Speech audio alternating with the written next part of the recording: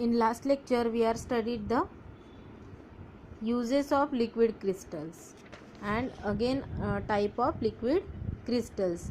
Now we are going to study thermography. What is thermography?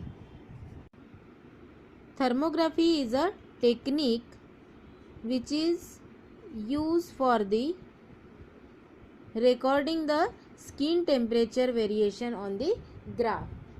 Okay.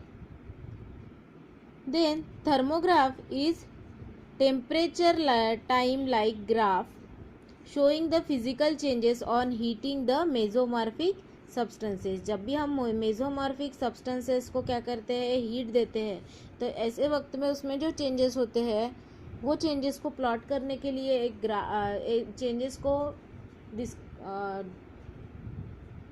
Discover करने के लिए या फिर उसको रिप्रेजेंट करने के लिए एक ग्राफ जो प्लॉट करते हैं, that is thermography. Okay, this technique is used in medical field for the detection and diagnosis of tumors, breast cancers and orthopedic disorders. अब जैसे कि जिसमें orthopedic disorders है and again having some tumors, so in medical field this thermograph is used for detection of this type of disease and for the diagnosis of this disease. Now liquid crystals are employed to detect tumors, breast cancers and orthopedic disorders. Then liquid crystals are heat sensitive, that is undergo a series of color changes and temperature. So इस तरीके से जो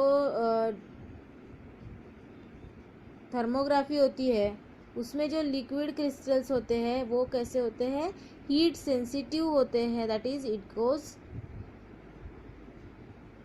अ series of color changes with the temperature. The crystal placed in contact with healthy and affected skin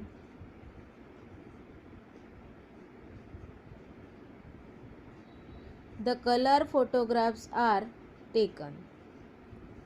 Here color photographs are taken, then colored patterns are compared with each other to detect the tumors. अब जिस तरह से colour patterns जो है वो वहाँ पर पाए जाते हैं, तो कलर पैटर्न्स के थ्रू डिफरेंट जो डिसऑर्डर्स होते हैं उसे डिटेक्ट करने में हमें हेल्प होती है, that is thermography. Now the thermographic behaviour of mesomorphic substances. अब थर्मोग्राफिक बिहेवियर जो है वो हमको स्टडी करना है तो हम इस ग्राफ के थ्रू स्टडी करेंगे. यहाँ पर टेम्परेचर दिया हुआ है जो कि इंक्रीज हो रहा है और टाइम भी यहाँ पर इंक्रीज हो रहा है. So now mesomorphic substances is heated, temperature increases along the portion A B क्या हो रहा है यहाँ पर ए बी का टेम्परेचर जो है वो यहाँ पे सॉलिड जो है उसको टेम्परेचर प्रोवाइड हो रहा है. दैट मीन्स यहाँ पर जो टेम्परेचर है मेसोमॉर्फिक सब्सटेंस का वो क्या हो रहा है, इंक्रीज हो रहा है. अब बी से सी टेम्परेचर जो है वो कांस्टेंट है. अब यहाँ से सी से डी में जब जाएगा, सी से डी में टेम्परेचर आल्सो इंक्रीज हो रहा है और सी से डी के बीच में क्या फॉर्म हो रहा है, यहाँ पे लिक्विड क्रिस्टल फॉर्म हो रहा है.